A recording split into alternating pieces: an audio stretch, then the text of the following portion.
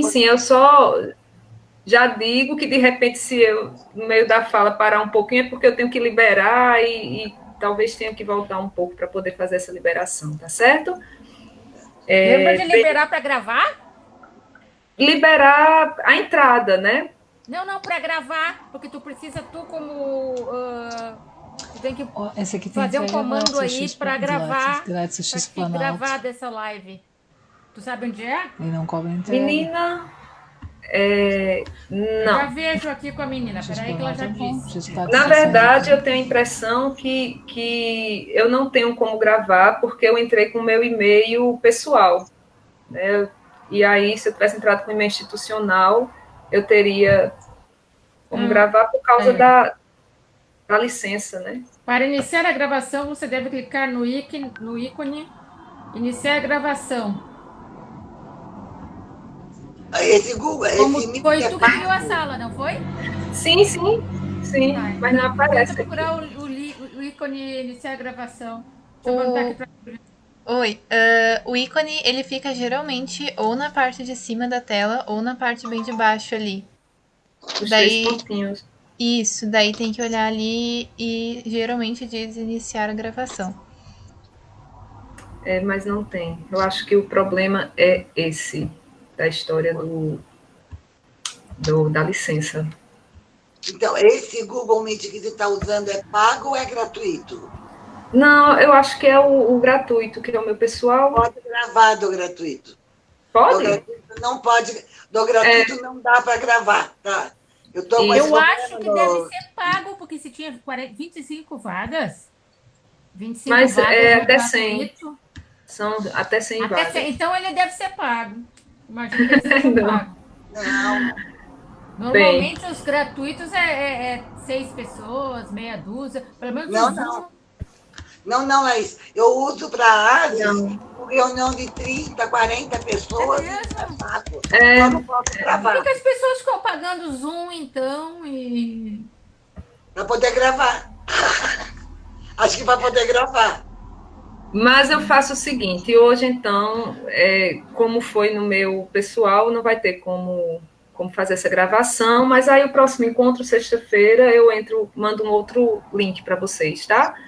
Tá. Que aí eu consigo entrar com uma outra conta institucional, que isso aí é aberto. Porque se depender só disso, não tem como fazer.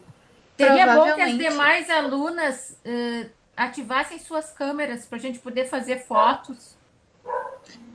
provavelmente como vai ficar transmitindo para o Facebook, então vai ficar gravado como a transmissão ali no Facebook mesmo. Então provavelmente vai ficar gravado de alguma maneira. Mas eu acho que o Ah, tá. Facebook tem que ser programado para isso, será que não? Acho que não precisa como, porque ele já tá Eu vou transmitindo, né? avisar as Então, meninas acho lá que de vai ficar qualquer gravado. forma. Eu Então vou já está tentar transmitido. gravar, eu vou tentar gravar pelo software que eu tenho aqui no computador, que daí Ai, pelo menos é obrigada. mais uma garantia. Nada como uma guria Gurias, nerd, com todo o respeito no grupo. Que gurias, Mas nada, tô aprendendo também. gurias, precisamos de Júlias. como é que é para todas ficarem na tela? Eu só estou assistindo a Laís aqui. Ai, socorro! Eu ainda com essa cara. Ah, Só tu. vamos abrir a câmera para a gente tirar uma foto? E eu tô bem pequenininha ali, ó, num quadrinho verde ali. Não tá aparecendo toda a mulherada. Não tá, Você está no computador, Magali? não, eu tô no celular. O É meu, grudado e eu não me enxergo. Não Você hã? enxergo. tem lá os três pontinhos do lado direito, se eu não Tá. lembro ao certo no celular, mas onde tem alterar layout. Aí você Achei. pode optar. Falta, falta Mosaico. só Henriette e Júlia abrir. Vamos ver. Vocês estão me vendo aí, Sim, Sim. tá? Então, aqui nesse pontinho, tá? Eu estou enxergando 1, 2, 3, 4, 5, 6. eu 6 também. pessoas, 7. E mais Tá me duas que enxergando? estão invisíveis. Tá me enxergando agora? Estou enxergando Vanessa, Fabiane, Henriette, Carla, Candice, Magali e a Isso, Camira. Tem mais alguém? tá.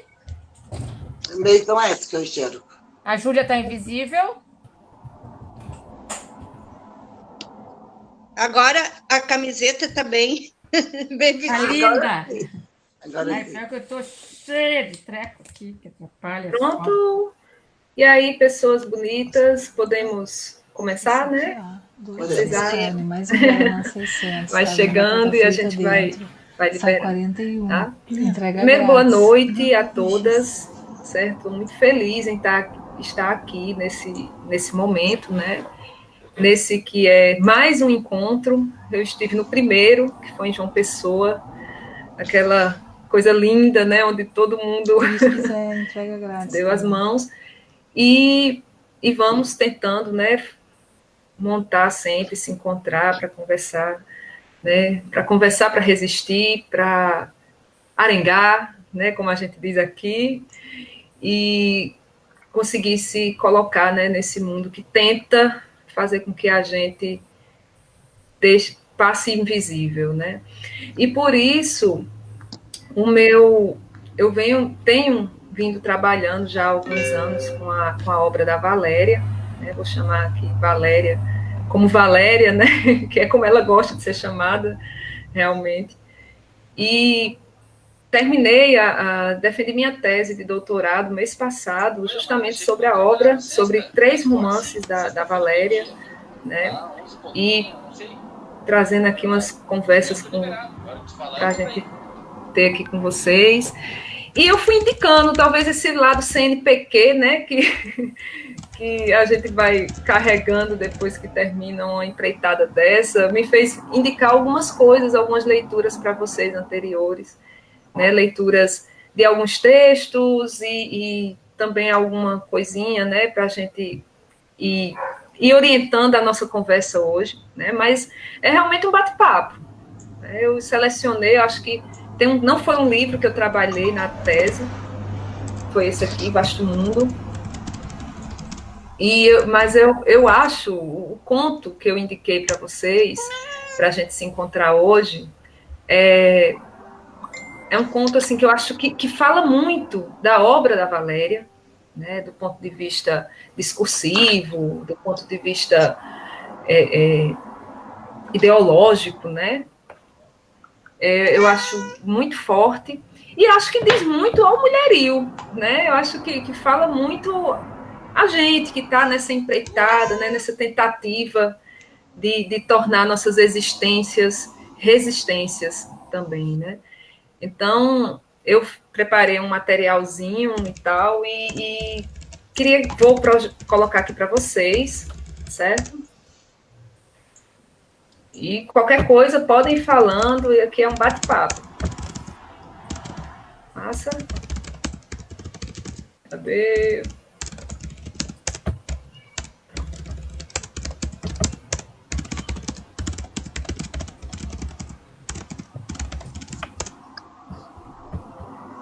Apareceu aí para vocês, meninas? Uhum. Apareceu.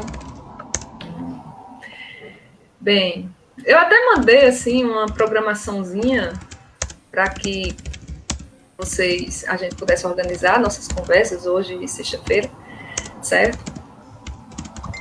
E foi esse cartazinho que está agora. Eu queria começar, como não é de se estranhar, né, nas nossas rodas, eu queria começar com a leitura desse texto. Eu acho que eu sou muito adepta da leitura, sabe? Da leitura coletiva, do degustar as palavras, né? A gente vai ouvindo a obra de Valéria, tem muito isso, né? Essa coisa muito forte, essa relação muito forte com as contadoras de histórias, né? Com esse mundo que está ali na oralidade e que vai sendo passado, né? Para os herdeiros da palavra, né? E você coloca alguns textos da Valéria, você ouve a musicalidade, né? A musicalidade da palavra oral, né? Você bota o livro assim no ouvido e parece que ele vai ressonando, reverberando, né? Essas palavras. E aí eu acredito que nada mais apropriado do que a gente começar realmente lendo, né, esse texto.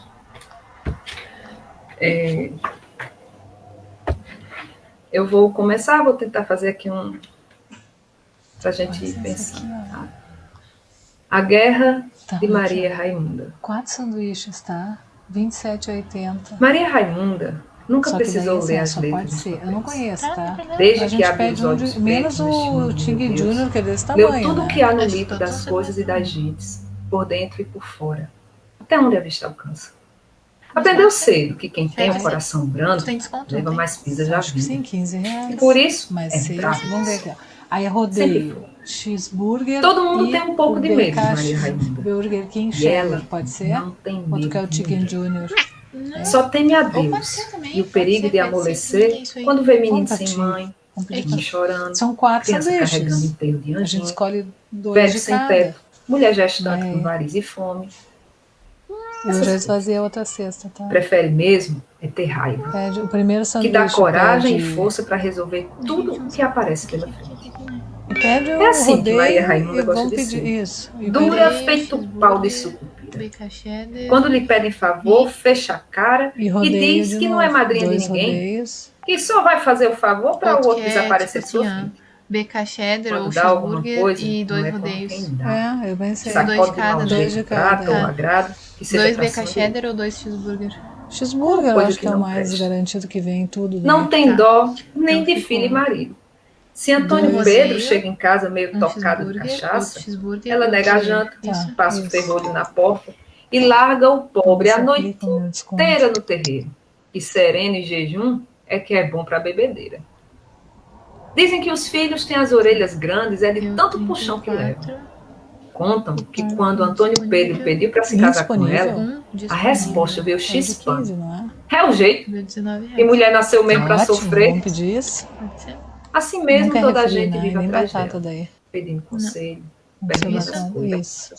É o lado sem Ela celular, responde pode sempre. ser? De má vontade, mas Ela Mas responde. ele é responde. certo, né? Sabe Dele, de tudo. Alberto Silva. Não se importa nem um pouco que lhe digam mulher macho, que isso lhe dá mais O que é o campo autoridade. obrigatório aqui que não tá preenchido? Tem muita É autoridade, o Maria Raimunda. CNPJ.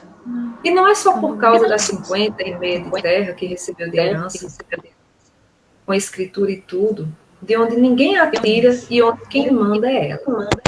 Fazer pedido. Isso é coisa de dentro dela mesma. Onde deve Teve ser sempre deixado? e que cresceu muito, mas depois diz que aí. comandou a guerra em Subi Paris. aqui no apartamento.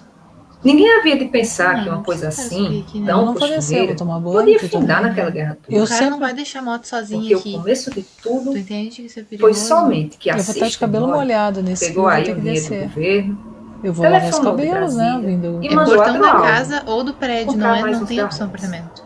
careceu de mais pasto e mandou dizer que Zusa Minervino e mais alguns outros desocupassem a terra do sítio velho em 8 dias.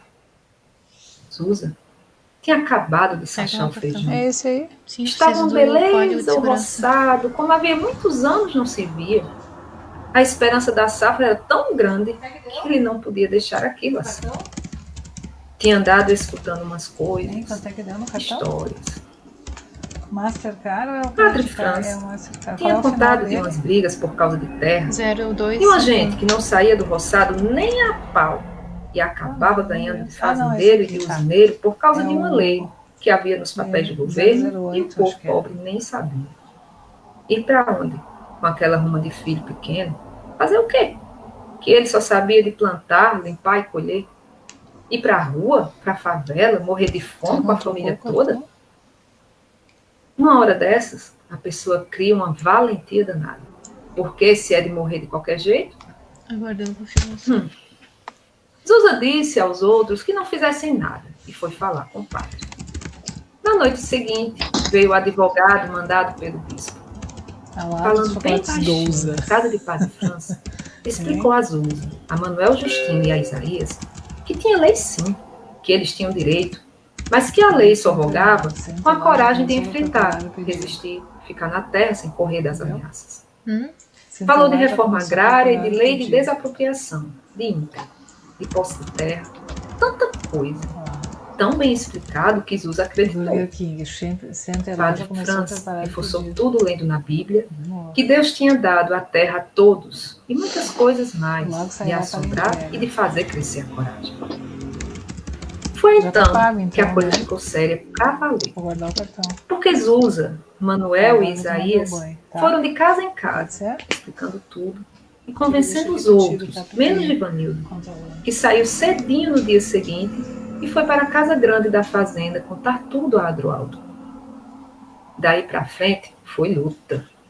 Os capangas armados de espingarda 12 cercando os sítios dos moradores, o advogado botando a questão na justiça, Adroaldo soltando o gado para comer os roçados, Padre Franz chamando o povo para ajudar a tanger o gado para fora, os jagunços entrando nas casas do sítio, quebrando tudo o que havia dentro, o bispo dizendo no rádio que tudo aquilo era pecado contra Deus que estava do lado dos pobres.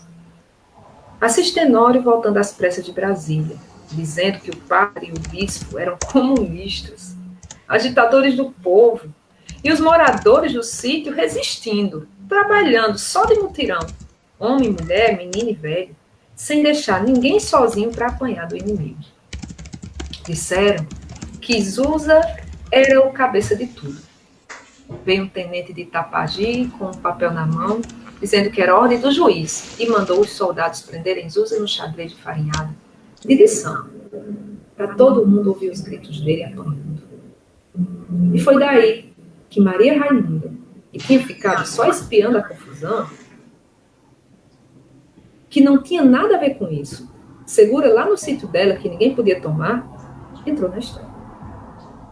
Maria de Zusa não aguentou mais vendo o marido, pai de seus filhos, homem de bem que nunca tinha pisado em delegacia, nem por bebedeira, assim preso e maltratado, feito malfeitor. Foi falar com o padre Francis e ele lhe disse que Deus olhava pelos pobres, aguentasse, tivesse paciência, tivesse coragem. Ela não tinha mais. Não podia. Foi buscar força na casa da tia que para tudo tinha saída. Maria Raimunda viu Maria de Zusa chorando, olhou a penca de crianças agarradas nela, chorando todas. O bucho grande já em ponto de parir mais um. Afastou a pena que vinha vindo e deixou crescer a raiva. Banhou-se, vestiu-se, agarrou num terço. Saiu de casa e foi passando pelos sítios vizinhos, chamando as mulheres que estavam na hora de rezar. Foram todas atrás dela. No sol da 1 da tarde, hora mais estranha para rezar, porque é difícil resistir à autoridade de Maria Raimunda. Quando chegou à esquina da praça, onde fica o xadrez, já tinha para mais de 30 mulheres atrás dela, querendo saber o que é que Maria Raimunda inventara de fazer. Pois ela plantou-se bem em frente à cadeia e puxou um bendito, com a voz mais forte que tinha, lá do fundo da garganta, com a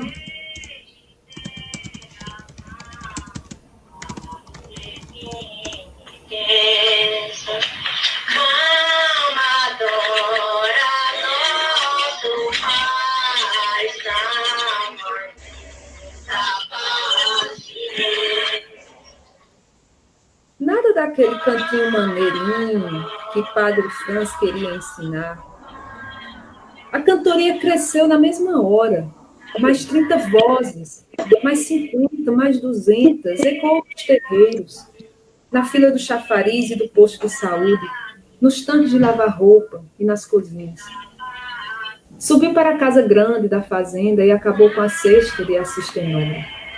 Meteu-se pela estrada de Itapagi, rebateu na torre da matriz e enfiou-se no gabinete do prefeito.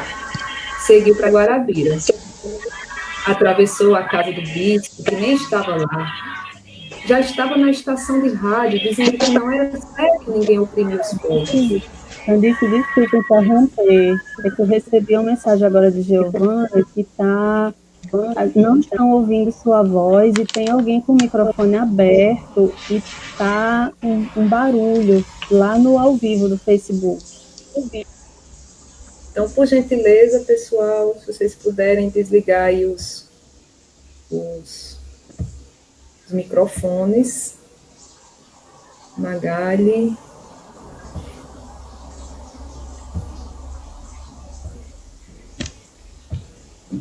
Ok. Podemos continuar?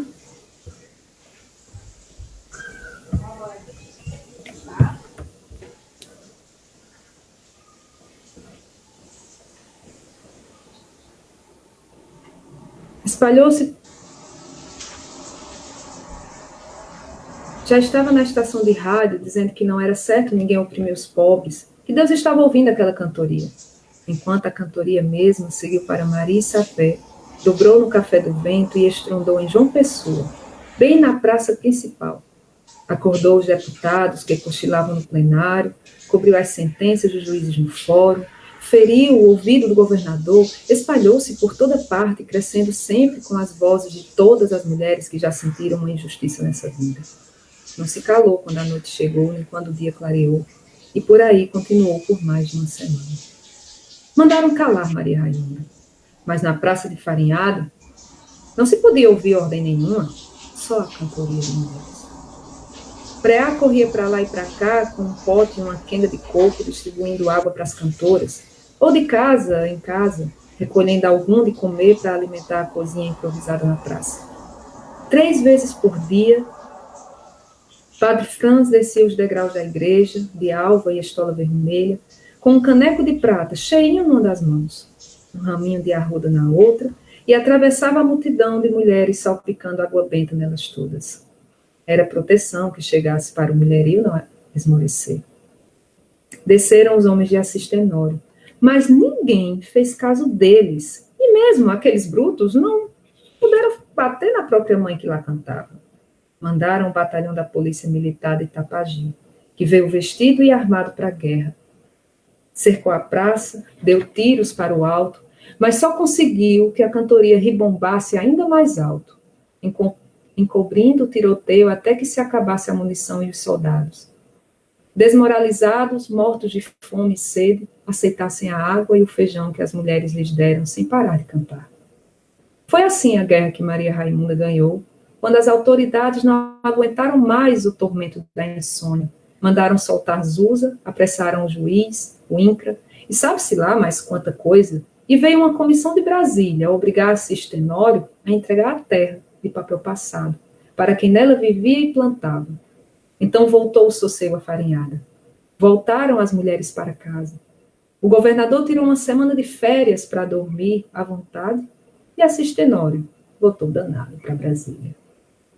Quando Zusa chegou, puxando a cabra de raça por uma corda, para presentear e agradecer a Maria Raimunda, ouviu: "Deixe de besteira, seu Zusa.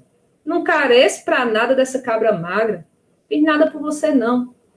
Só me deu foi uma vontade danada de cantar."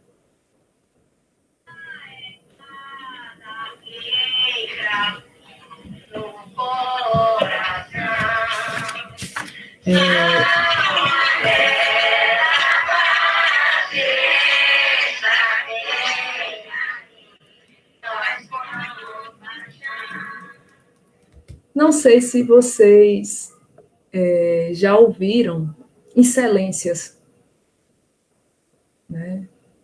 As músicas cantadas, né, em devoção, que em muitas regiões, né, principalmente as mulheres cantam, né, e impõem essa voz diante das dificuldades do dia a dia, diante das dificuldades do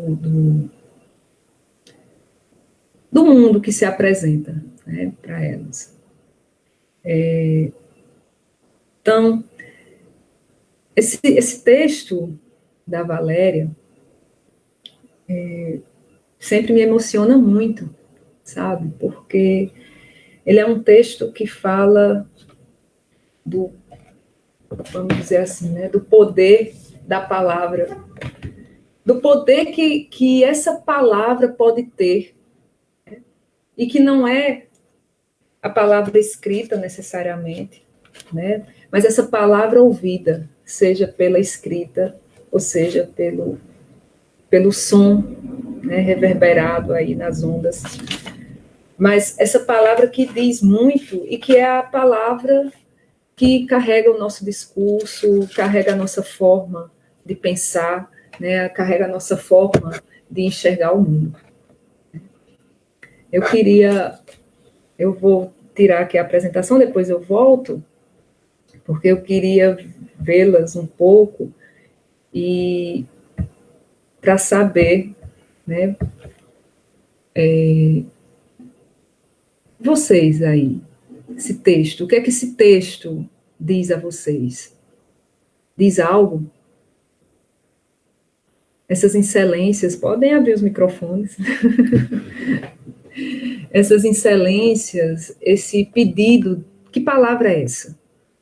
Eu acho que a minha proposta para a oficina é, antes de tudo, pensar sobre essa palavra, né, sobre essa palavra que está aí sendo colocada na obra da Valéria, né, mas essa palavra que vai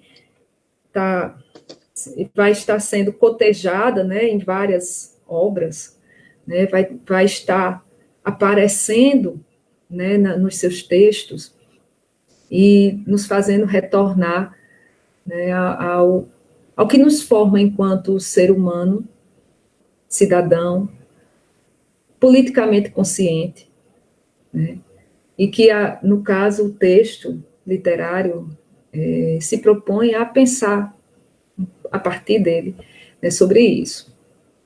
Alguém gostaria, diante da gente continuar, a falar um pouco sobre isso? Ou vocês só se arrepiaram, assim? Eu tenho isso, eu me arrepio com a beleza dos textos.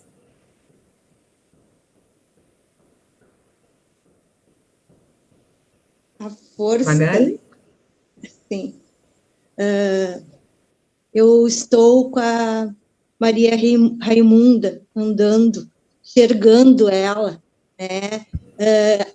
Aparece para o mundo como uma pessoa dura e carregada de sensibilidade, de empatia pelas gentes do mundo, tem uma autoridade que ecoa, ela faz o chamamento. Nós, as mulheres, temos essa capacidade, as matriarcas, né, de fazer o chamamento, reunir.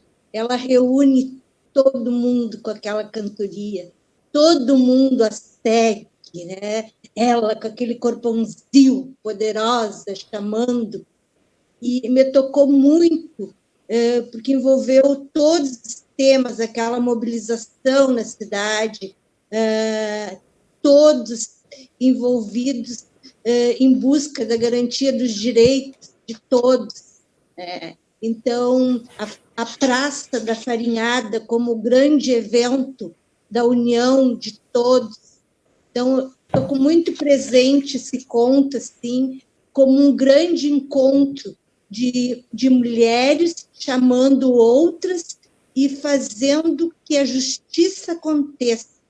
Então, eu estou muito tocada pelo conto, muito tocada mesmo. Sim.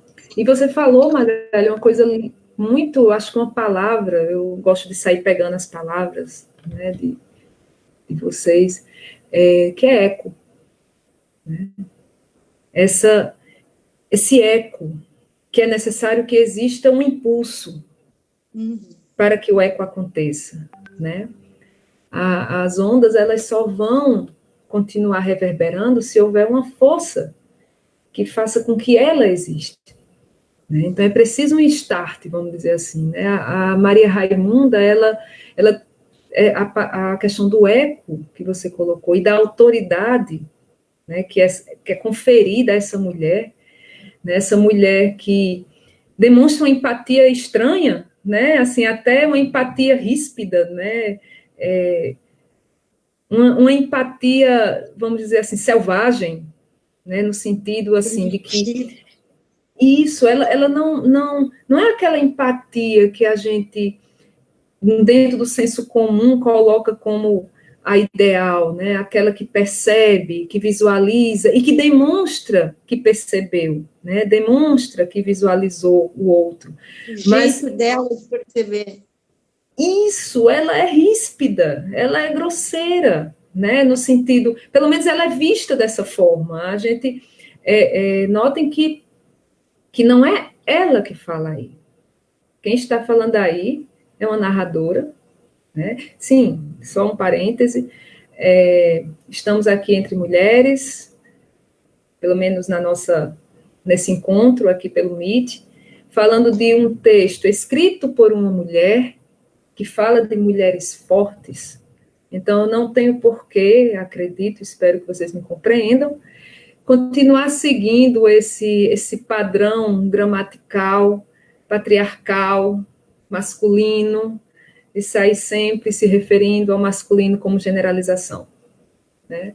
Então, eu vou pedir licença a vocês, meninas, para a gente usar o feminino como universal, tá certo? Até uma provocaçãozinha aí que eu vou deixar para vocês. Mas, voltando um pouco.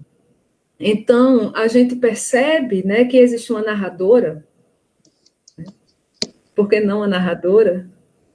Existe uma narradora que está a todo momento aí falando, né, se apropriando, se utilizando trazendo essa personagem, né, articulando aí vozes que vão aparecendo dentro dessa voz da narradora, e que são vozes que vão dialogar aí com o patriarcado, né? Por exemplo, se você lá no início, é interessante quando fala de Maria Raimunda, porque diz que ela não tem dó nem de filho, nem do marido. E quando Antônio Pedro, o marido, chega em casa tocado de cachaça, ela nega a janta, passa o ferrolho na porta e larga. O pobre, vocês perceberam isso, gente? Ela larga o pobre a noite inteira no terreiro. A gente percebe, por exemplo, né, na voz dessa narradora, né, que acaba aparecendo como uma denúncia, né, de que existe essa voz patriarcal. O cara chega bêbado, mas ele é um pobre que vai dormir no terreiro, né? E ao mesmo tempo que mostra isso lá na camada, né, discursiva do texto, mostra que a gente percebe esse homem, culturalmente falando, né, a gente percebe esse marido, o Antônio Pedro, como um pobre. A gente tem pena do cara, né? Não nós aqui nessa leitura mais cuidadosa, mas culturalmente falando, né? Você tem aí duas vozes, ao mesmo tempo uma voz da Maria Raimunda, que é muito forte, muito consciente, né, da sua autoridade, inclusive em relação a esse marido, por exemplo, mas no trato discursivo, né, a narradora mostra que existe essa tensão. Isso é fantástico na obra da Valéria, né? Porque as narradoras dos textos da Valéria vão aí articulando essas vozes e afirmando, né, o seu posicionamento,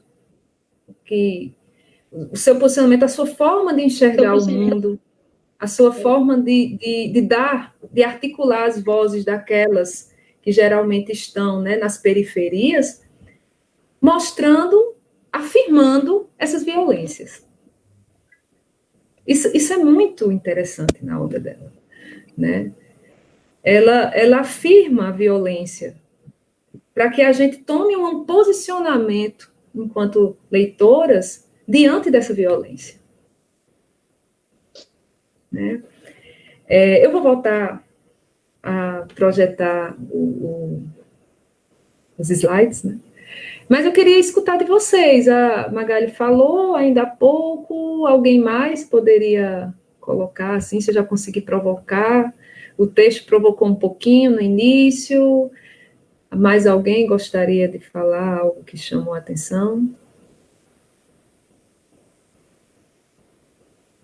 Henriette? Vou falar, tá? Então, quando eu li esse texto pela primeira vez, no Vasto Mundo, o livro que eu tenho, eu já fiquei muito impressionada com a Maria Raimunda. E justamente porque ela arrebanhou as mulheres, porque a palavra correta mesmo, ela arrebanhou as mulheres sem fazer força nenhuma.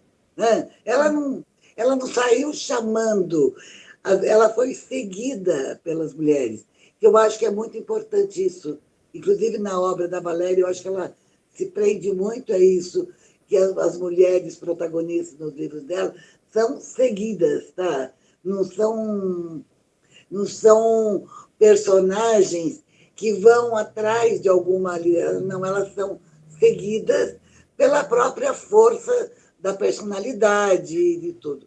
E a Maria Raimunda me lembra muito uma tia, tá? Eu tive uma tia que ela era essa, assim, as pessoas falavam, nossa, mas a Angelina é brava, é uma onça. E não era. Só um instantinho, desculpe, interromper novamente, eu sou a que está interrompendo o tempo todo, mas é porque lá no Facebook tem barulho novamente, precisa que Magali desligue, eu acho que você está com 2 aparelhos ligados, porque tem um que está fazendo um barulho e que as pessoas não conseguem escutar quem está falando.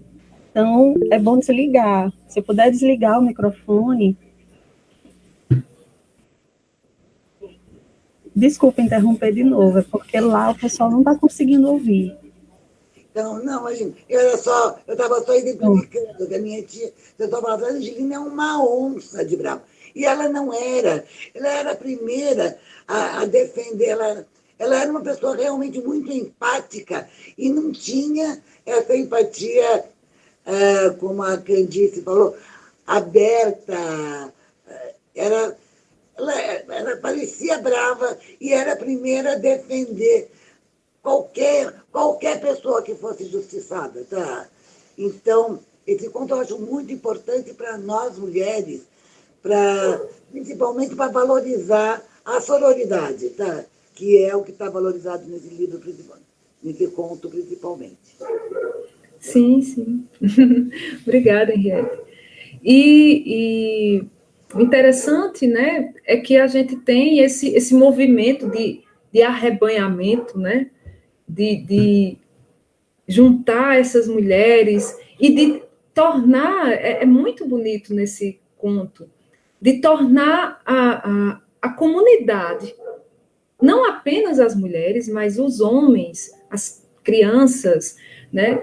A comunidade como um todo vão ali articular, organizar uma base de manutenção desse momento, né? Elas permanecem ali. E eu queria que... Eu vou voltar a projetar, tá? Porque tem um caminhozinho lá para a gente pensar. Eu volto, né? Eu vou seguindo uma linha de pensamento para a gente ver se no final a gente desenha algo mais concreto. Nossa, acho que saiu aqui.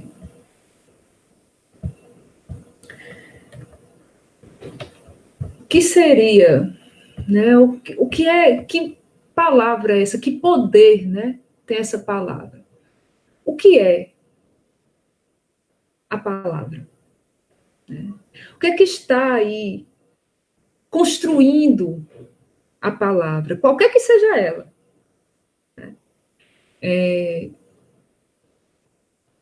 A palavra enquanto expressão, né? Enquanto expressão de resistência, enquanto expressão de revolta, enquanto expressão de resiliência, de alguma forma, de um certo conformismo, né? São todas palavras. Palavras são construídas, né? São construídas por nós, que somos seres nesse mundo e nessa cultura, né? E sendo seres nesse mundo e nessa cultura, aí usando um pouco as reflexões de Bakhtin, né? Sendo seres de cultura, de história, essa palavra vai carregando nossas ideologias, vai carregando nossa forma de enxergar o mundo e vai sendo pincelada, né, vai aparecendo na nossa fala, no que a gente expõe, no que a gente concretiza, né, vai sendo pincelada nessas concretizações. E aí eu penso muito sobre esse poder da palavra, que não necessariamente da palavra escrita, né, mas da palavra enquanto construção histórica, né, enquanto construção ideológica. Né. Na obra de Valéria, e não apenas nesse conto, a gente vê que essa palavra ela vai ser o resultado de tantos diálogos, né, de tantas respostas que são dadas a outras palavras que existem e que estão ali, né, tentando deixar algumas vozes lá na periferia, onde elas ficaram durante muito tempo, e onde se quer que elas permaneçam. Existe um estudioso, o Antonio Gramsci, né, italiano, que fala sobre a figura ele fala do masculino, né, eu saio me apropriando, mas ele fala da intelectual orgânica, né?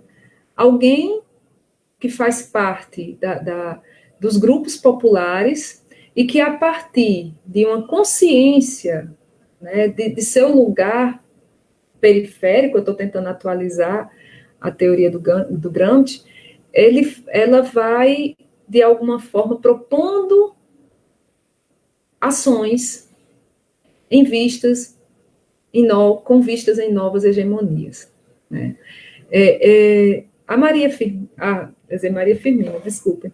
A Maria Raimunda, ela parece ser um pouco isso, né? Um levante popular que a gente vê, né, aparecendo nas teorias do Paulo Freire, né, que vai aparecer em muitas obras da Valéria, né, até mesmo porque ela vai dialogando com essa experiência que ela teve durante muito tempo com a educação popular, né? Então, ela vai trazendo esse diálogo com as periferias e com esse levante popular, essa possibilidade, né, de mudança. E eu acho que é isso que, de alguma forma, nos move a estar aqui, né? Essa possibilidade de mudança, né? Esse movimento que é necessário para que as coisas aconteçam, né? Essa paixão que precisa existir para que o corpo saia da inércia. Essa vontade de mudança, que só é possível no movimento. Então, isso vai aparecer na sua obra de uma forma geral, né, e nesse conto também, porque há um diálogo constante com essa possibilidade de que possamos reconhecer a nossa força enquanto coletivo, a nossa força enquanto grupo, enquanto povo, enquanto comunidade, né, enquanto reconhecimento da outra que está ali ao nosso lado e que faz parte do que somos. E daí, o bendito, que eu até, no conto, vocês sabem, não aparece assim, mas o bendito se torna bendito seja, né? Que ele é um bem que é dito no coletivo e pelo coletivo. Né? Aí, de alguma forma, a gente percebe essa relação muito estreita, né, com essa imagem da intelectual orgânica. E não se podia ouvir ordem nenhuma, só a cantoria das mulheres. Eu vou retornar aqui para vocês, né? Mas antes eu queria que vocês pensassem sobre o que é uma cantoria, né? Por que elas cantam? O acionar esse cantar, algo que nos remete à cantoria, principalmente, né, dentro da cultura popular, e não apenas a cultura popular nordestina, mas a cultura popular, de uma forma geral, é preenchida enormemente no sul do país, no centro-oeste, inclusive em outros países, né, de expressões muito fortes de cantorias, né, na utilização desse cantar ligado apenas à oralidade, à manifestação da oralidade, né, a uma espécie de ritual. Então, notem que a todo momento ela está dialogando aí, você vê isso inclusive pelas palavras que ela utiliza, né, pelo léxico, existe um diálogo a todo momento com essa possibilidade de levante popular, né, de um levante no qual nós possamos nos reconhecer como atores e atrizes desse processo, né, como atuantes, até para ser mais exata, né, mas como atuantes nesse processo. Então, diante disso, não era possível ouvir ordem nenhuma, né? Essas ordens eram, de alguma forma, silenciadas por esse levante das mulheres, desse levante popular.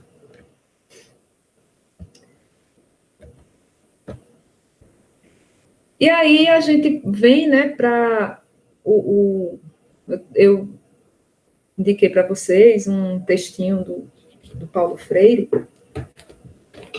Na verdade, está em um livro, esse aqui, não sei se está dando para vocês verem na minha telinha pequenininha, né? É um texto antigo, da década de 70, Educação como Prática da Liberdade. E o Paulo Freire, ele, já nesse momento, fala em descolonização, fala, não nessa palavra desconstrução, como eu coloquei aí, mas fala em libertação. Queria saber de vocês, meninas. É preciso libertar-se de algo? E qual a função?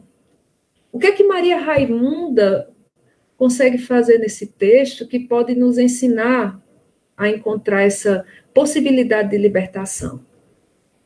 Vou voltar porque eu quero ouvir vocês. Vamos lá. E aí? Mais alguém? Fabi? Eu disse no início que eu ia querer provocar, né? Eu quero ouvir vocês. Afinal de contas, é um texto que nos sugere cantar. Cantemos, então.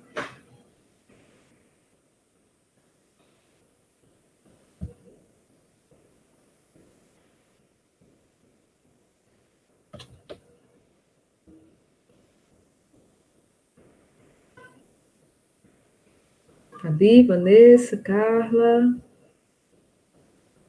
Yatamira.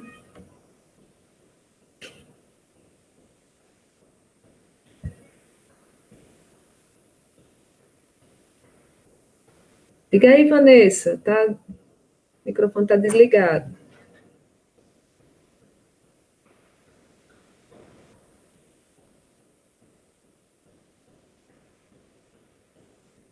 Vanessa, está desligado.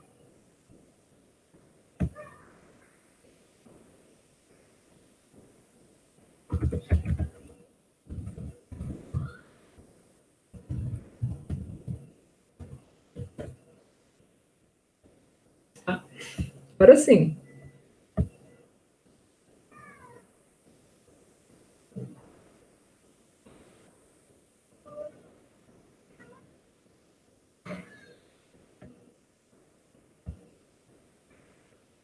Nossa, Vanessa, acho que não está funcionando o teu áudio, teu microfone.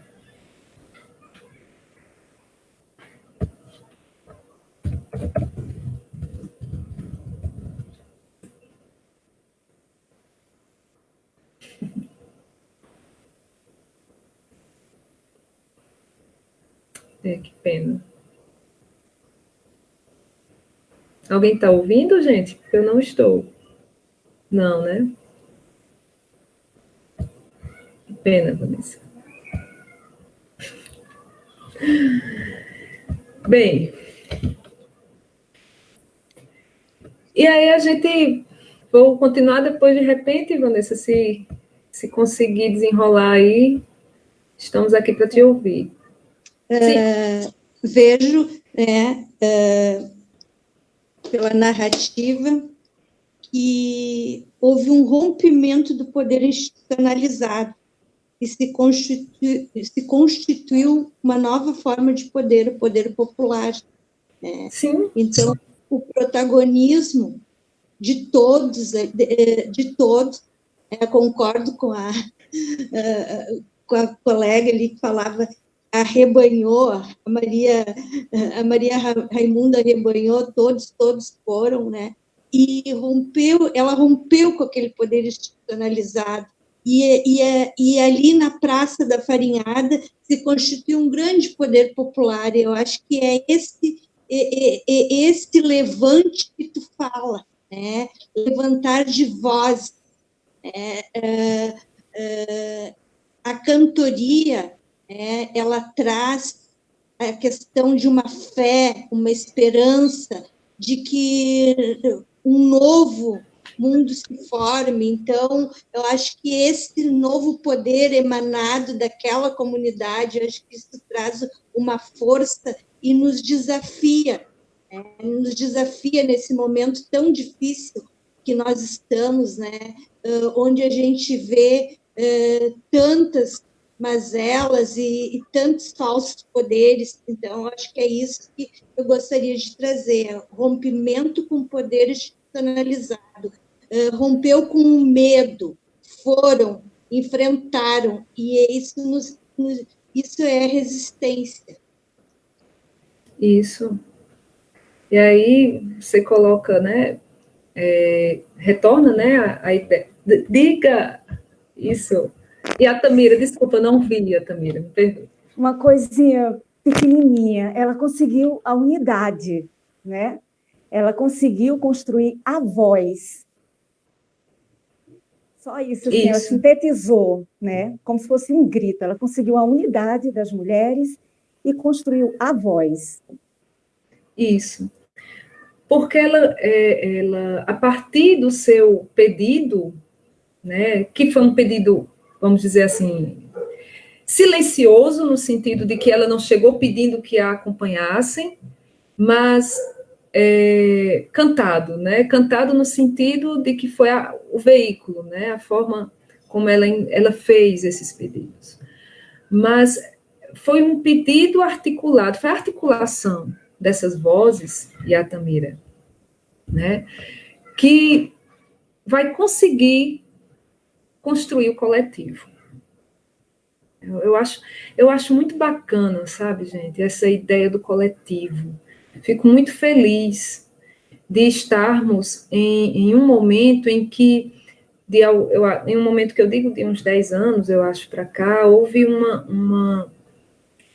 tem reacendido, né, o coletivo como uma opção de articulação. Né? O coletivo enquanto organização, grupos como esse do Mulherio. Né? Você vai e você tenta encontrar uma unidade, né, uma identidade para esse grupo, e que é um grupo que, junto, tem mais força. Né? A Maria Raimunda, sozinha, por mais que ela tivesse autoridade, por mais que ela fosse temida, considerada brava, nada delicada ou singela, sozinha ela não teria conseguido aquilo ali. Ela precisava que sua voz, que tentava ajudar naquele processo todo, se unisse a outras que tenham a mesma voz. Né? Sozinha ela não iria conseguir. E daí a importância desse momento em que nós estamos sendo ainda mais provocadas a nos unir em coletivos, em grupos, em movimentos sociais, né, diante de tantos retrocessos que têm acontecido, né, e que têm se aprofundado, que têm se acentuado, né, porque são retrocessos muito fortes diante de uma sociedade como a brasileira, que é uma sociedade muito conservadora ainda, né? E que é importante que a gente consiga articular esses grupos, assim como Maria Raimunda consegue articular aquelas que estavam ali enfarinhadas, para que a voz desse grupo, que estava ali silenciado, que ninguém nem notava que existia, que não incomodava, consiga chegar, né, como diz no conto, lá em Brasília, né, consiga chegar naquelas pessoas que de alguma forma estavam tentando, né, oprimir ainda mais aquelas que já são tão oprimidas. Então, particularmente, eu acho a ideia do coletivo assim uma coisa extremamente necessária nesse momento, ainda mais em que a gente está, né? E que é sobre isso, acredito, esse conto fala, né? Esse conto e outros tantos textos dela, né? Sobre essa possibilidade, esse olhar idealista, essa possibilidade de um caminho, que às vezes a gente para assim e faz, poxa vida, está tão difícil, todo dia só aparece coisa para tornar tudo ainda mais difícil, né? Mas existe um caminho. Existe um caminho que só é possível no reconhecimento da cidadania e do coletivo como forma de articulação política. Então, assim, o meu olhar diante da obra da Valéria tem esse viés, né? Muito político, muito comprometido ideologicamente, né, e que nos faz refletir sobre esses aspectos. Vanessa, voltaste assim, será que consegues?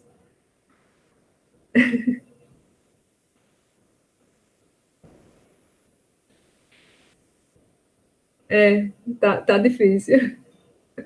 Tudo bem, só tentando, né, para ver se funcionava, mas tudo bem, vamos lá, tá? Bem, eu vou voltar. Tem impressão quando a gente volta para ver vocês, aí vocês se animam mais a falar. Bem, e aí a gente chegou, né, aqui no Freire, que, claro, hoje, diante de tantas produções, de tantas discussões que são feitas nessa linha dos estudos decoloniais, né, da desconstrução, existem muitas teóricas, né, que vão nos mostrando caminhos, né, mas existe uma relação tão íntima, né, da obra da Valéria com a filosofia que Paulo Freire trazia nas suas propostas, nos seus ensaios, que eu não podia deixar de me referir a ele, né, como um filósofo que pensa a partir de uma praxis, né, de um dia a dia, de um cotidiano, que pensava em possibilidades, um idealista, né, e acho que sempre precisamos, e talvez nesse momento, mais ainda, precisamos de idealismo, para que a gente consiga perceber possibilidades, né. Eu indiquei para vocês uma parte muito introdutória desse livro, parte de esclarecimentos, né, que, na verdade, era mais para puxar essa conversa para a questão a questão da responsabilidade, né, da educação e como a educação pode nos ser um caminho para essa mudança, né? Para esse movimento que exige mudança, esse movimento que exige, não, desculpem, esse movimento que dá origem a uma mudança. E que esperemos uma mudança positiva, né? Uma mudança que seja realmente mais digna, que seja mais, que busque a justiça social, né? Que busque um conceito de cidadania plena, né? Ele vai falar nesse texto que a sociedade ela está em partejamento, né? Dividida, fragmentada, e que apresentava violentos embates entre um tempo que se esvaziava com seus valores, com suas peculiares formas de ser, e que pretendia preservar-se. E é justamente uma resposta a essa sociedade em partejamento, esvaziada de alguma forma, e que tenta a todo custo preservar os seus valores conservadores, que mantém lugares como invioláveis, né? Oligarquias, pensamentos oligárquicos. É justamente uma resposta a isso que a libertação, a educação, que busca a libertação, precisa responder justamente a isso. E por isso indiquei esse fragmentozinho do texto do Paulo Freire, para que a gente pudesse pensar um pouco sobre esses caminhos possíveis para que cantemos nessa mudança. Vocês gostaram do texto? O que é que vocês acham aí do Paulo Freire, dessa linha aí de pensamento? Precisamos considerar que esse foi um texto escrito na década de 60, né, em um momento em que há muitos pensamentos, inclusive de pessoas que se propunham a trabalhar na descolonização. Era um tempo de pensamentos ainda mais sólidos do que os de hoje, né? Bem mais sólidos. Mas, ainda assim, eu queria escutar um pouquinho vocês sobre esses pensamentos freirianos, como é que isso pode ser indicado como um caminho, né, para esse cântico, para que a gente entoe esse cântico, assim como a Maria Raimunda.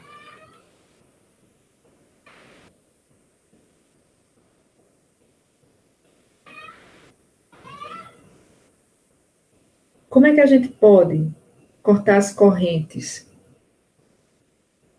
que faziam e fazem permanecer o ser humano como um objeto e não como sujeito do seu tempo? De que forma esse conto nos ensina, a obra da Valéria nos ensina a buscar, né, esse ser humano como sujeito do seu tempo? O que é que podemos fazer?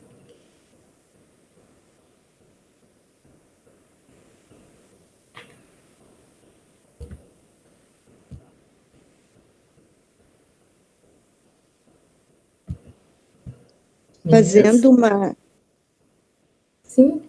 fazendo uma relação, né, com a Maria Raimunda, a narrativa, eles foram tomando consciência da realidade. Isso Paulo Freire traz muito bem em todas as obras, né? Eles foram tomando consciência dessa realidade, foram se apropriando, conhecendo as múltiplas formas de poder atuar naquele mundo, de desconstruir aquele poder, né, que estava ali para amarrar, amordaçar todas aquelas pessoas. Então, eles foram se conscientizando, à medida que eles foram se conscientizando e conhecendo os mecanismos, né, de defesa de seus direitos, eles foram ganhando um novo poder, que é o poder popular.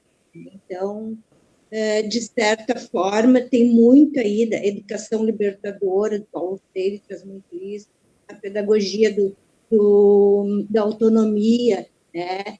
Então, tem toda essa questão da conscientização. E hoje, assim, a gente tem um caminho árduo, né? Caminho árduo que começou a ser trilhado, foi agora interrompido, que incomoda muito, né? Que permaneça sendo trilhado e construído, de conscientização da população, né?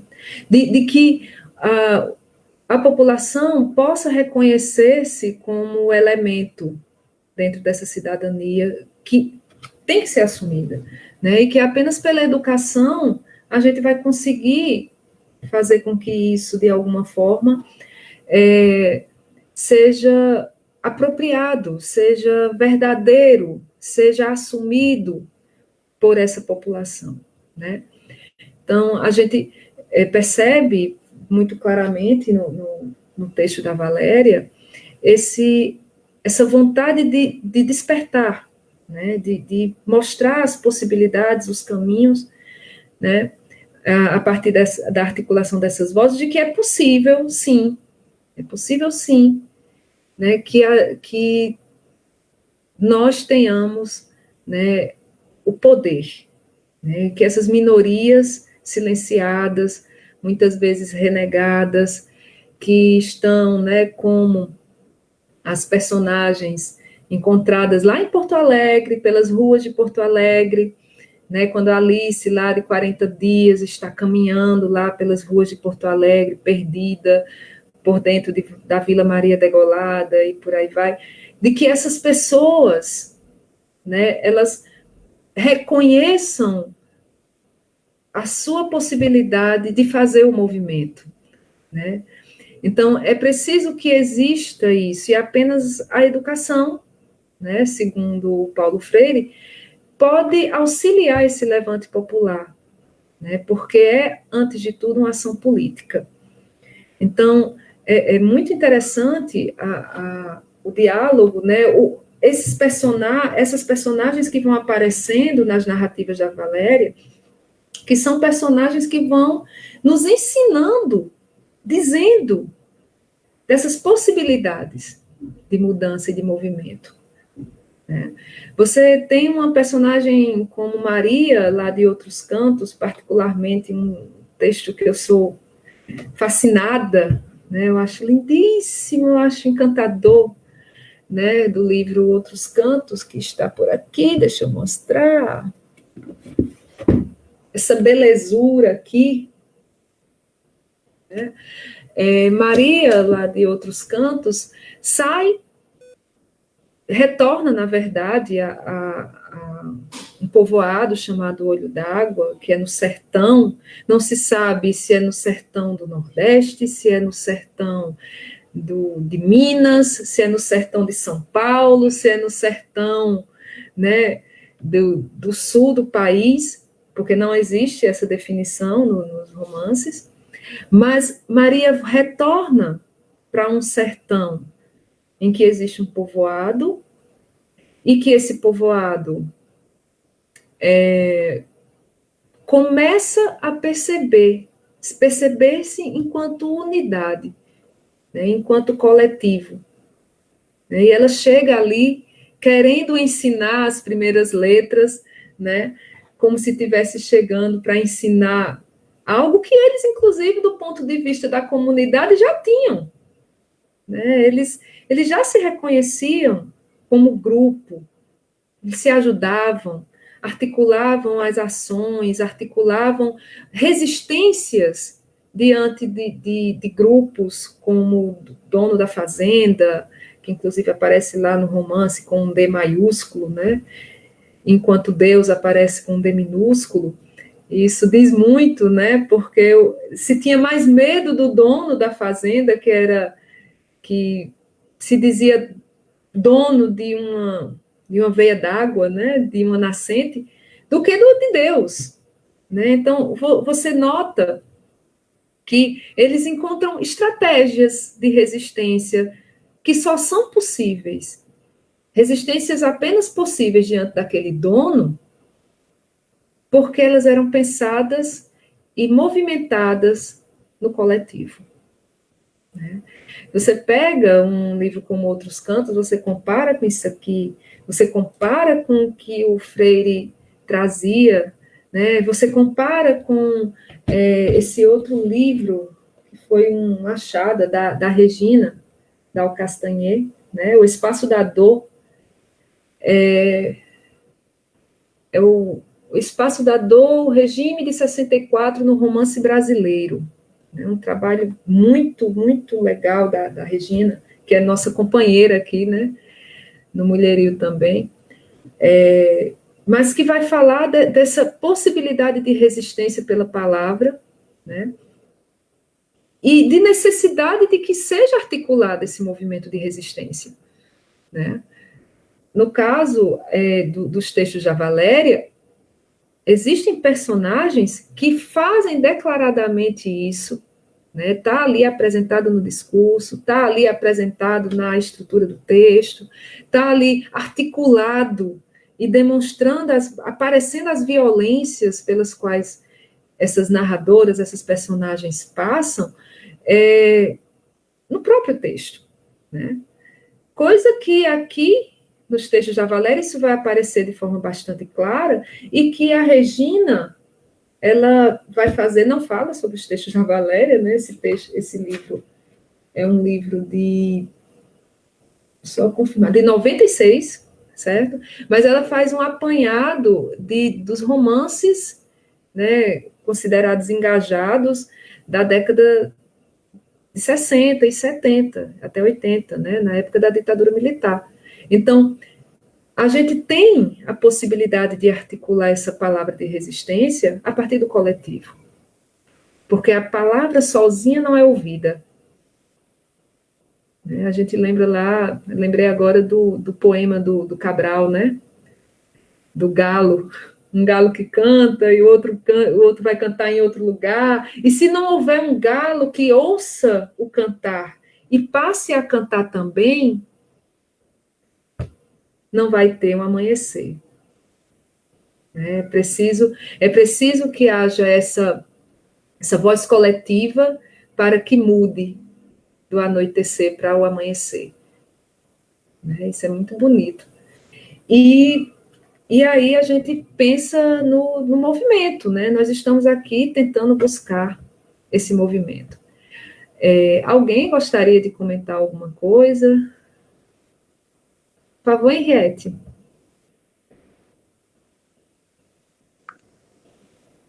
Então, eu penso também, né? Eu tinha pensado exatamente nessa poesia do Galo que você comentou agora, tá? Mas eu estava pensando uma coisa: quem está fazendo esse trabalho na periferia, esse trabalho de educação ou deseducação, sei lá como isso pode chamar, tá? Na periferia, são as igrejas evangélicas. Estão fazendo o trabalho de escuta, que eu acho que é muito importante. Então, qualquer lugar e qualquer periferia que a gente vá, tanto das grandes cidades, como das cidades pequenas, como Bragança, como no interior, seja a comunidade menor que for, tem uma igreja evangélica e tem um pastor que está lá ouvindo aquelas pessoas do entorno e passando a elas as informações que lhes convém. Tá? Então, eu acho que isso dificulta muito o trabalho da educação, tá? Da educação formal, inclusive, e mesmo de movimentos sociais que entram menos nessas comunidades que precisariam ouvir, justamente porque a igreja evangélica tem forma um escudo em torno daquela comunidade. Eu senti isso aqui em alguns lugares que eu fui, tá? E eu acho que o importante é a gente descobrir, o coletivo, de forma geral, descobrir como atingir essas pessoas. Eu acho que a gente perdeu o discurso, de alguma forma, a gente perdeu o discurso para os pastores e religiosos em geral, que atuam nessa linha, né? Religiosos que atuam nessa linha da desinformação ou da manipulação, que seja, tá? Isso. E é um projeto. Diga, desculpe, Henriette. Sim, acho que é um projeto. Não ocorreu por acaso. Há 15 anos, mais ou menos, um amigo muito querido comentou sobre esse projeto de poder das igrejas evangélicas, projeto de poder mesmo, tá? Ele falou, olha, preste atenção, que nas escolas já tem muitos diretores evangélicos, tá?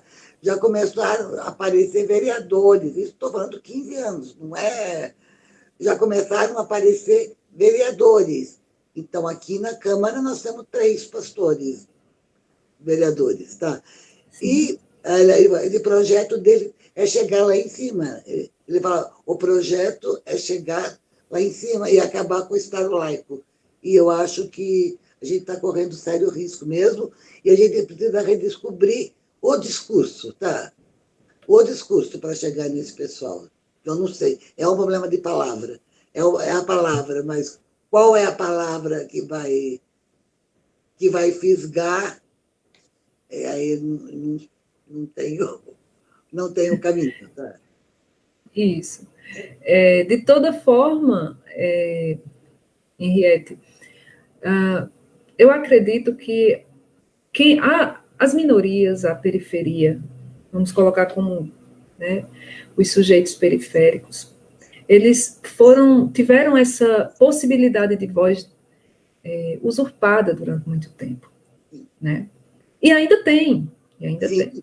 Sim. E por isso, articular uma voz que consiga chegar a esses grupos, né, é o mais difícil, porque a gente tem que admitir, e é um grande esforço, né, que existe um discurso muito, às vezes até muito distante, né, e arrogante de uma oposição a esse movimento, né? E aqueles espaços que deveriam ser ocupados para um levante popular, né, libertador, consciente de sua função enquanto cidadão e cidadã, acaba morrendo, né, sem nem começar ao certo, porque a gente não consegue chegar.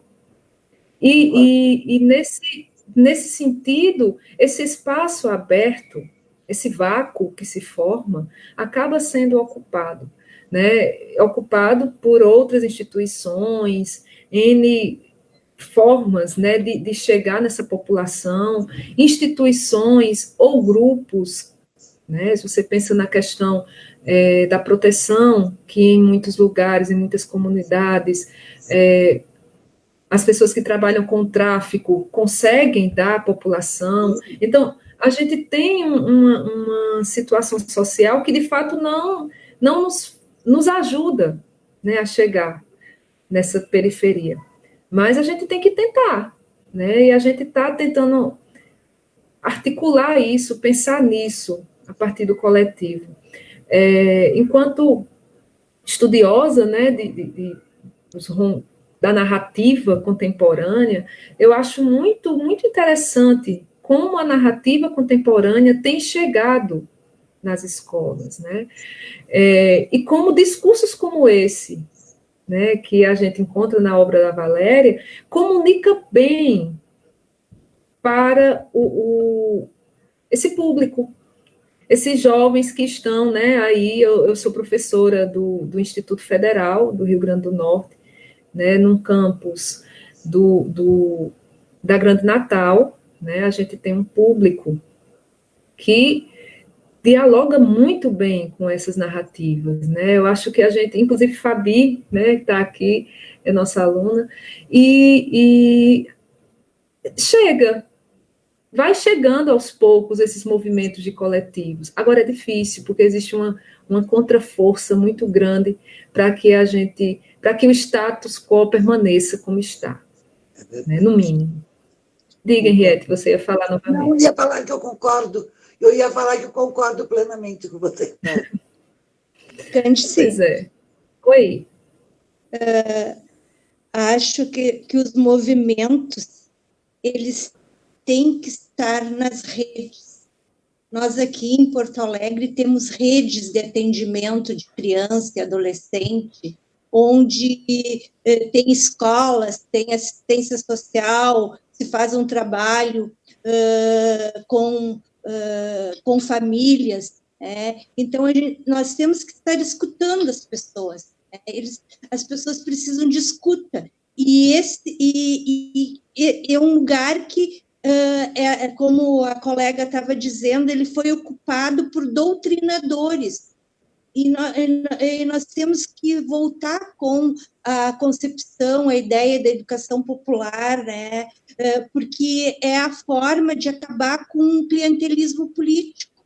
É a partir do momento que as pessoas conhecem, né, as estruturas, né, onde garantidoras de direito, elas vão poder andar com as suas próprias pernas.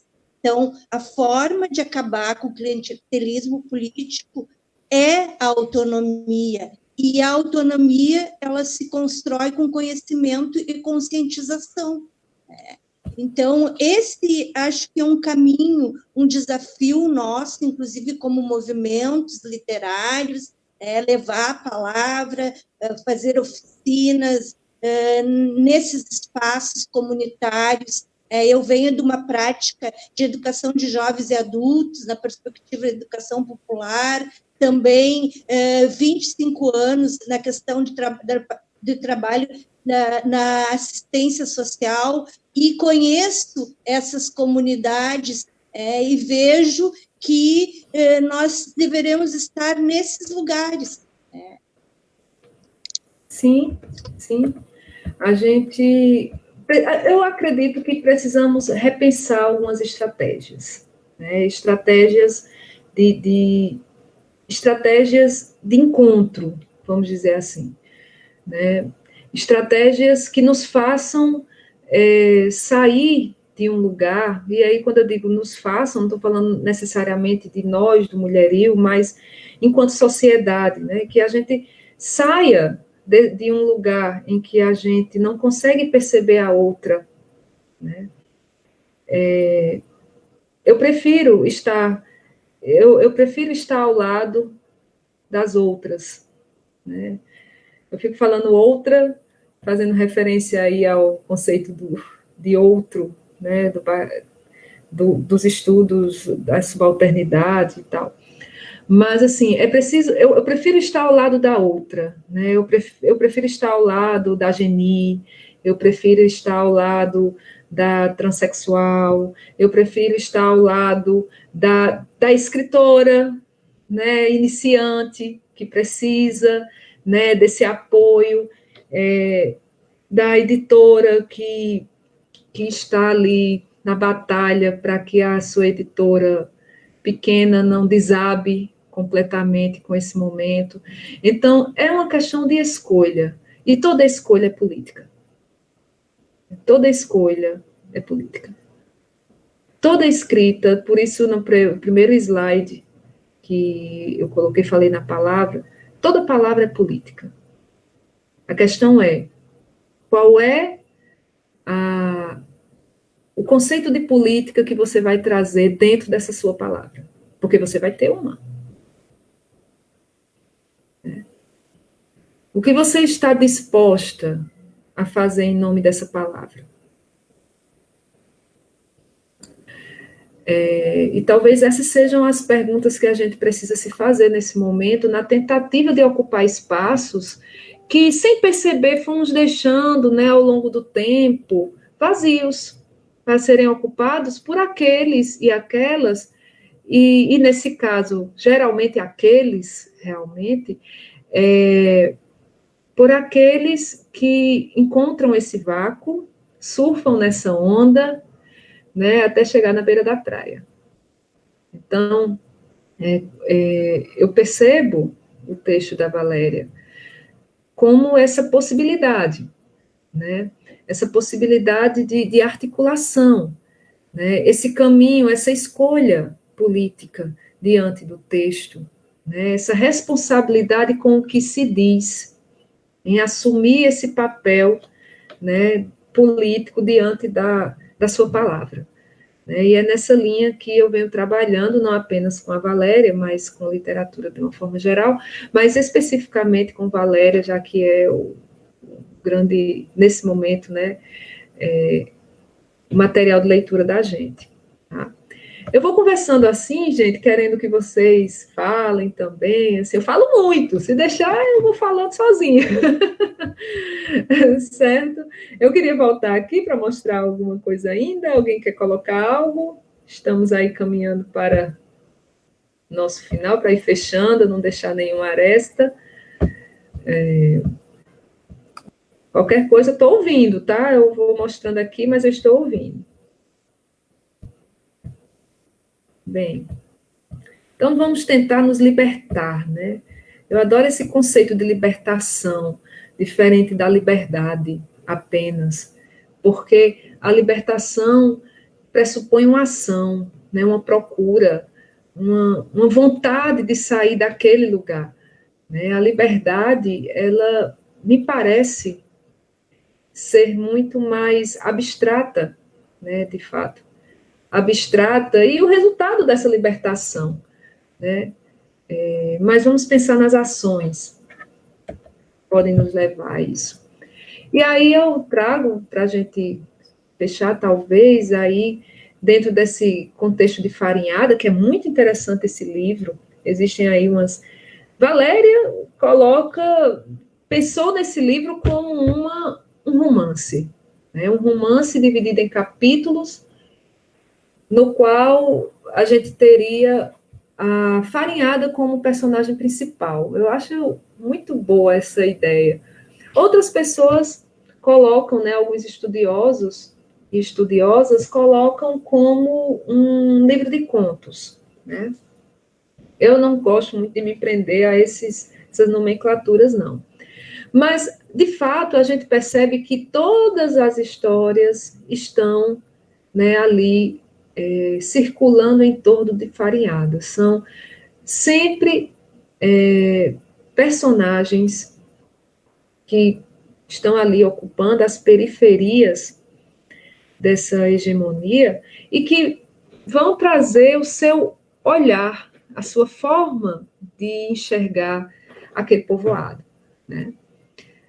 E aí a gente tem a figura de Assis Tenório, que está ali como a figura opressora, né, que está tentando manter essa relação de poder diante das outras moradoras do povoado.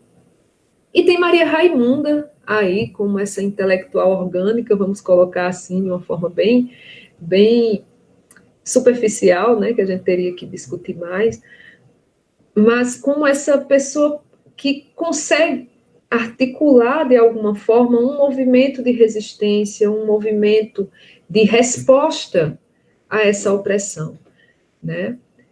Mesmo sendo alguém da periferia, analfabeta, como diz no início do texto, né? Maria Raimunda nunca precisou ler as letras. Ela leu tudo o que há no livro, das coisas e das gentes, por dentro e por fora, até onde a vista alcança. Né? Então, você percebe aí a Maria Raimunda como esse elemento central e simbólico, né, desse povoado que tem determinados direitos, como o direito à educação formal. Quando eu falo educação, não estou falando apenas da educação formal, mas, nesse caso, inclusive, o direito à educação formal, que é um direito previsto na Constituição brasileira, negado, né? Então, Você percebe isso aí. Agora, é interessante porque ela precisa ter raiva. Né? O que movimenta o Maria Raimunda é a raiva. Prefere mesmo é ter raiva, que dá coragem e força para resolver tudo o que aparece pela frente. Isso acaba dialogando muito, né, com essa imagem que é apresentada da personagem, que é uma imagem de alguém que né, sei lá, um pouco brava, alguém brava, né, alguém arredia. Então, é preciso raiva. E a raiva só é possível, gente, é um sentimento passional, né? A raiva, ela nos leva a uma passionalidade, nos faz... Quer dizer, desculpa, a passionalidade nos leva à raiva e a outros sentimentos que dão origem a ações. A raiva provoca uma ação, né? Um movimento. E sendo passional, ela também carrega um sofrimento, né? A palavra passion vem da palavra sofrimento. Então, esse sofrimento que faz com que ela consiga agir, né? Eu, há alguns meses, acho que um ano, uns 2 anos, na verdade, em meio ao golpe, né, o impeachment de Dilma, eu escrevi um ensaio falando sobre a raiva, né, em tempos de fezes, né, fazendo aí um trocadilho com o texto do Drummond, A Flor e a Náusea. E pensando muito assim na linha bem filosófica e tal, mas pensando muito sobre a necessidade da passionalidade para que o movimento aconteça, né?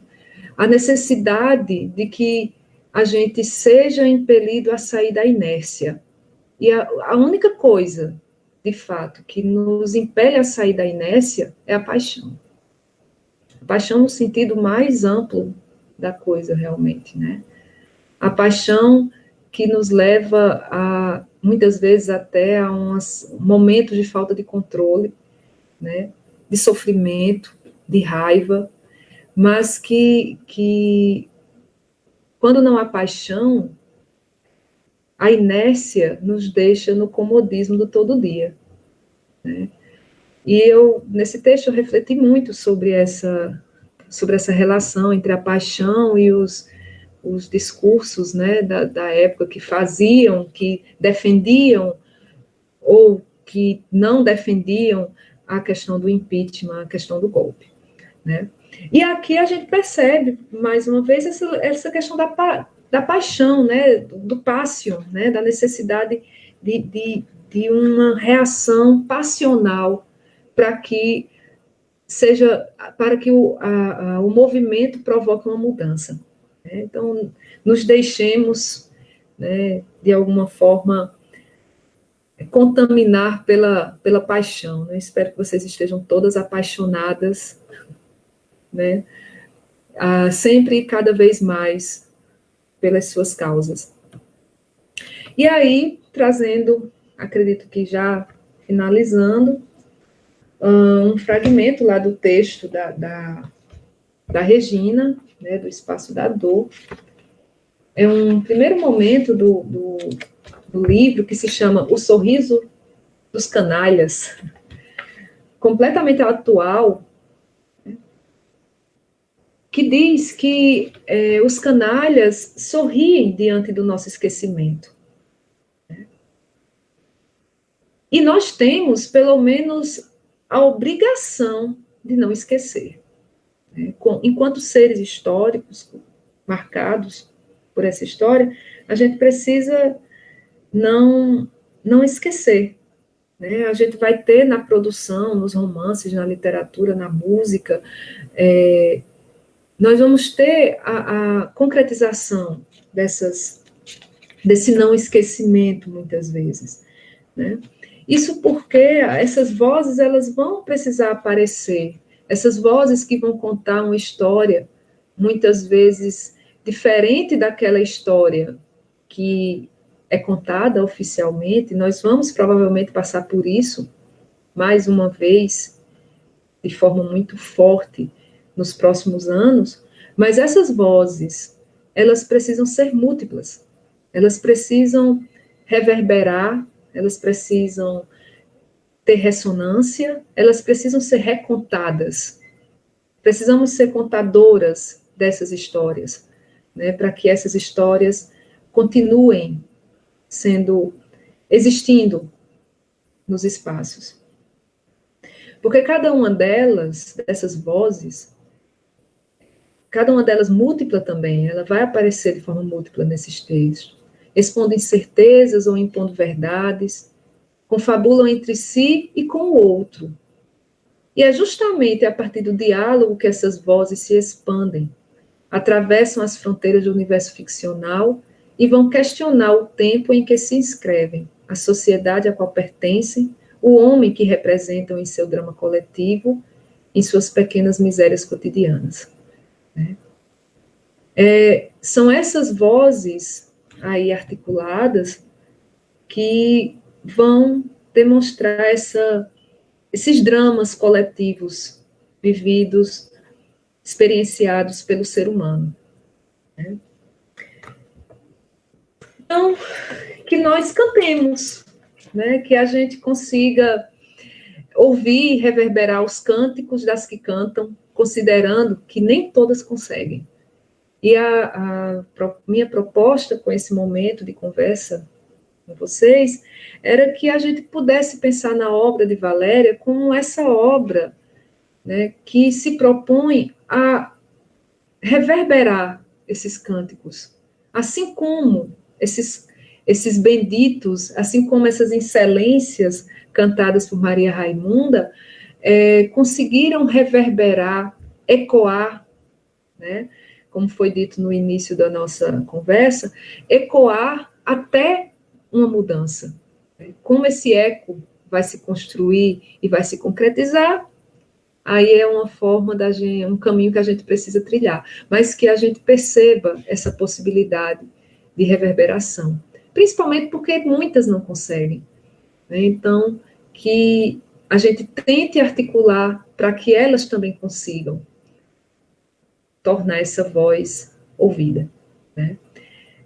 Tem uma música, eu ia passar para vocês, mas fica como uma indicação, certo? Da Paula Caval-Silk, não sei se vocês conhecem, se chama Morte e Vida Uterina. É uma música belíssima, que acredito que também vai falar muito desse momento, dessa possibilidade, né, de reverberação, né, e de consciência desse lugar no mundo, né, esse lugar no mundo que nós ocupamos. E que, de fato, trazendo o que Henriette estava colocando ainda há pouco, acerca da questão, né, dos espaços que temos perdido, né, para algumas instituições, alguns grupos que acabam usando, muitas vezes, a miséria da outra como uma forma de continuar que estas fiquem na miséria. Então, eu acredito que talvez o caminho seja ocupar. Né? A gente precisa ocupar os espaços, a gente precisa ocupar os momentos, e acredito que essa música de Paula vem falar muito sobre isso. Certo, gente? Eu espero que vocês gostem. Alguém conhece essa produção? Conhece a Paula? Já ouviu? Não? Pois vai ficar aí com uma dica. E era isso, meninas, certo? Essa conversa, a ideia era seguir por esse caminho, era falar um pouco do conto e sair, né, apresentando para vocês, conversando um pouco com vocês, a partir dessas coisas que eu venho lendo, essas miudezas que eu vou percebendo, e que a gente vai tentando sair costurando, né, na tentativa de traçar um caminho, né? Espero que alguém gostaria de falar, de se colocar, de...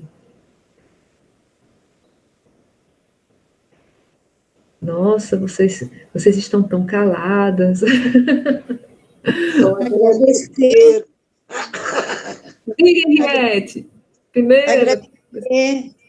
Agradecer esse lindo momento. Só tenho a agradecer. Aprendi muito. Exatamente o que eu ia dizer também. Exatamente o que eu ia dizer. Só agradecer esse momento bonito, a presença de todos. Tá? Muito obrigada por tudo. Tá? Foi muito bacana mesmo. Gostei demais. Obrigada, meninas, pela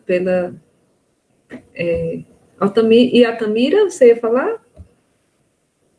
Só agradecer também. Aprendi muito hoje.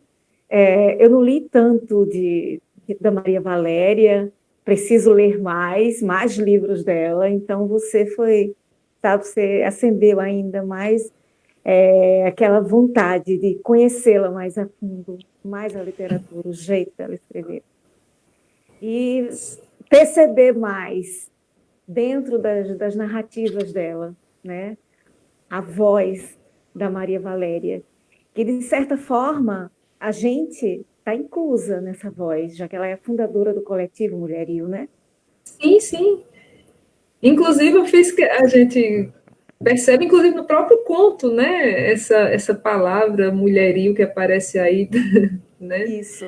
Essas mulheres que não conseguem ser caladas nos seus cânticos, né? Eu acho que isso diz muito a gente, né? Enquanto grupo, né? Eu gostaria muito, mas alguém... Só agradecer. Obrigada também, gente. Vanessa, Fabi, também muito obrigada. Carla, Júlia, Laís, né? A todas que estão até agora aqui nessa conversa. Queria dizer a vocês que... E também, claro, né? Aos gatinhos que estão participando também da nossa live, tem 3 aqui, passeando.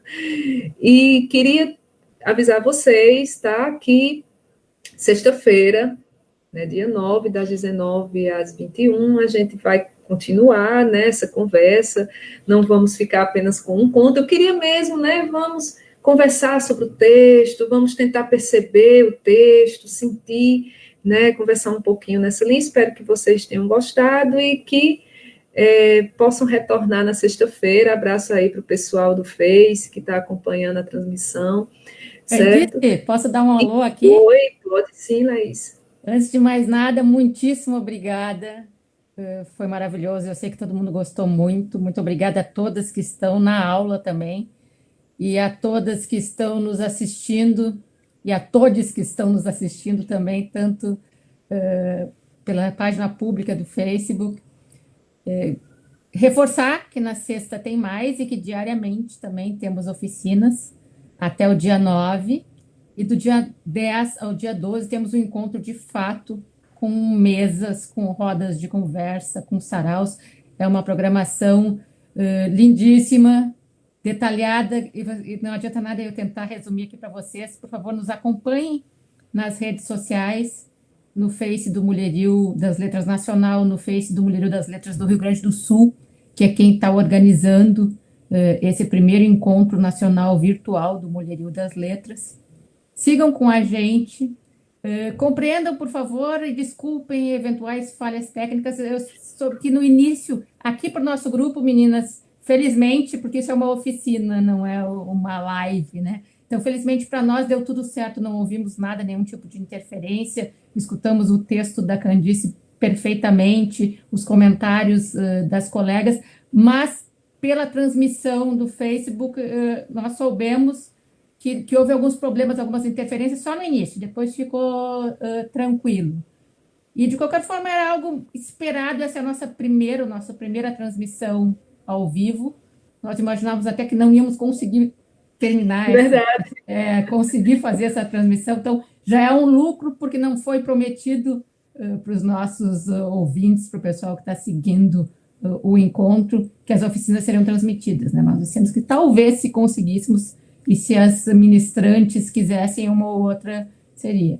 Então, assim, eu acho que nós estamos no lucro, estamos bem contentes, e vai melhorar, estamos trabalhando para isso, mas, de qualquer forma, eu quero agradecer muito a Júlia Guiner, espero estar dizendo certo o nome dela, que está nos bastidores, nos ajudando tentando fazer o melhor possível. Essas tecnologias são novas, muito novas. Daqui a um tempo, quando a gente olhar para trás, a gente vai olhar para essas tecnologias mais ou menos como um proprietário de uma Ferrari olha para um Calhambeque. Eu acho que essa situação de quarentena vai ajudar, inclusive, nesse desenvolvimento, assim como as guerras, né, levaram a alguns desenvolvimentos tecnológicos, talvez o efeito colateral positivo dessa quarentena é que a gente vai aprender e está aprendendo muito, né, em termos de lives, enfim, desse tipo de tecnologia para aulas remotas e tal. Então é isso, gente. Muito obrigada de novo, Candice. E sigam o Mulherio no Face, certo? Tem muito mais para aí. E eu queria avisá-las também, a todas e todes, né, que vocês podem procurar, tem a lojinha, né, lá no site da Maria Valéria Rezende, que todos esses livros estão disponíveis, né, porque vocês podem dar uma olhadinha também, e podem encontrar outras belezuras aí nesse caminho, tá, gente? Pois muito obrigada, beijo grande, abraços fraternos, e a gente se encontra sexta-feira. Foi um grande prazer estar com vocês. Um abraço.